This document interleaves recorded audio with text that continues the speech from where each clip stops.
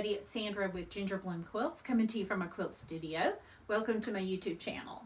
I told you I was going to be working on a panel bag, and I have all my parts and pieces cut out for my bag idea from this beautiful Northcott fabric, Tim Parker, and it's called Lotus. I love yoga, and so anytime I see anything inspiring like this, I like to try to do something with it. So my idea is to make a tote. Oops, I dropped some stuff. Anyway, so I have my pieces cut out. So I have my panel sides cut out. These are the sides I'm going to be using for my panel. I'm totally winging this, by the way. This is just an idea I got from another bag. So I really don't even know how it's going to turn out, but I was just going to show you my journey on it. I had used my Bernina to quilt on my long arm, just a really small design that I showed you on one of my other videos. And then I used pieces from the panel border to make, so I can make my bag bottom and sides. And I found this very pretty YKK zipper. It's a 22-inch. I probably won't need the whole thing, but I'm just kind of working through pieces that, like, I think I like that one for the zipper compartment. And then I'm going to make a long strip out of these so that I can make my bag bottom and sides in one piece. And then I have cut some 2-inch strips of what was left over when I quilted it on the backing, which will be the inside of the bag. And I'm going to use that for my binding. And it's definitely not like bias stripping. I just cut what I had because I just had to use what I had, and that's all I could get. So we'll see how that goes. And then I cut out pieces of the remainder for some little inside pockets. Oops, I dropped that.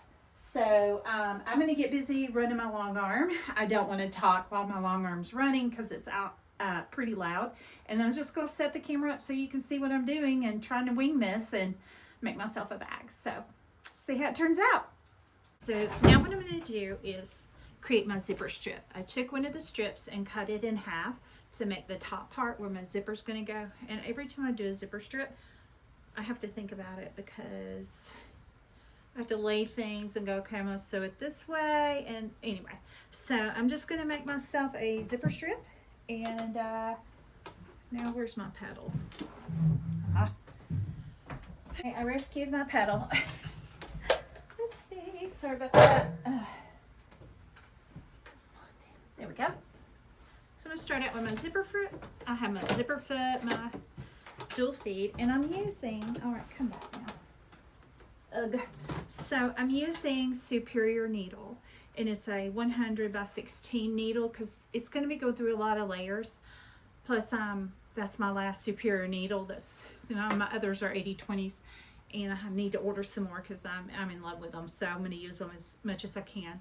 And then I just have a zipper from Hobby Lobby that I've had and my strips. I'm also using this Omni. I was looking up what thread I should use for a bag, and this is a 40 weight, and it's poly wrapped polyester, multi-wrapped polyester, and it's strong enough. I'm not using this as a utility bag. If I were needing a utility bag, not a basic tote, I'd probably want a much stronger thread, but I like that I have this so that I can use it. And I'm just going to start, let me get my zipper strip. Zippers really are not my strength. It's something I really just perfected over the last year. So I do try my best to get the zippers as close to right as I can. It was definitely a learning curve for me, but I think I'm doing pretty good with them.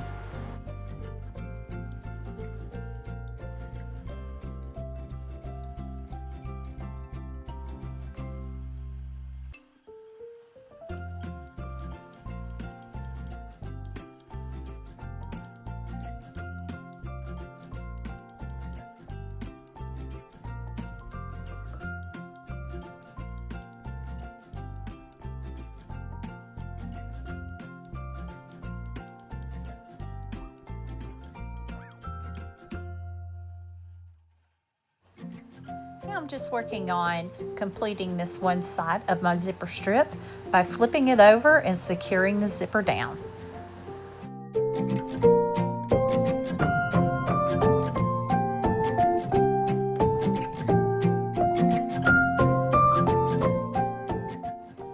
Now that one side of my zipper strip is complete, it's time for me to attach the other side. All I have to do is get it lined up and then start sewing.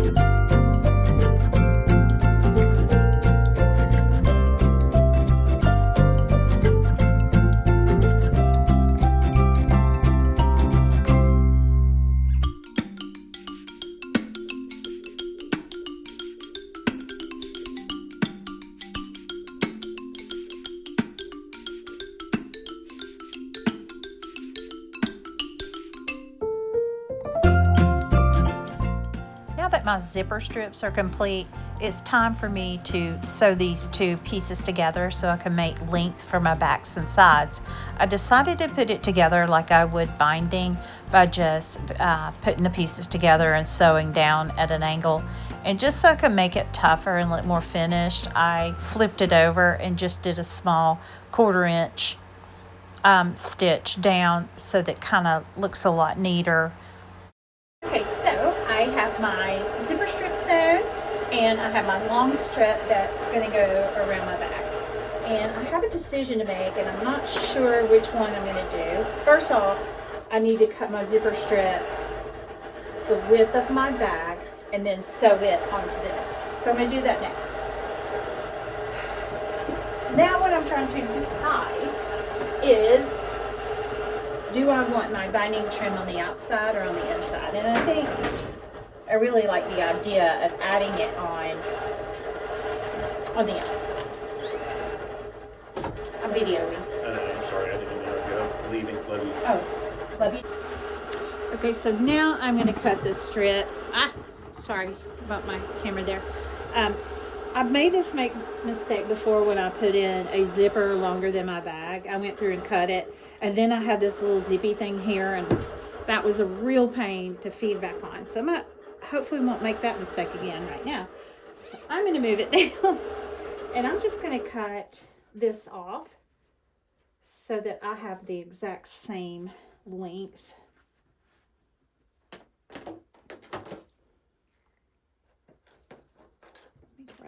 This.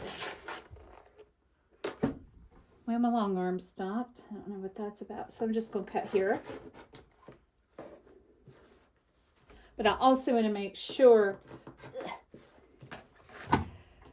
that I sew really well across. And I'd like to see this more even also. There we go. So now I have that, and I can use my, this I'm going to try and save for handles. We'll see how that works. But this, let's see, how do I have, oh yeah. So this, I'm going to sew on here so that my piece goes all the way around. So I'm going to get that done.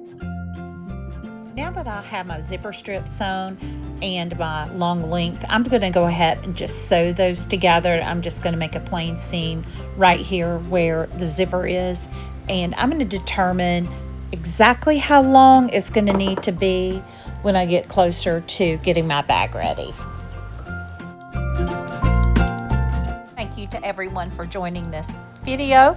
Please look forward to my next video to complete the bag. Always like, subscribe, and I'll see you next time.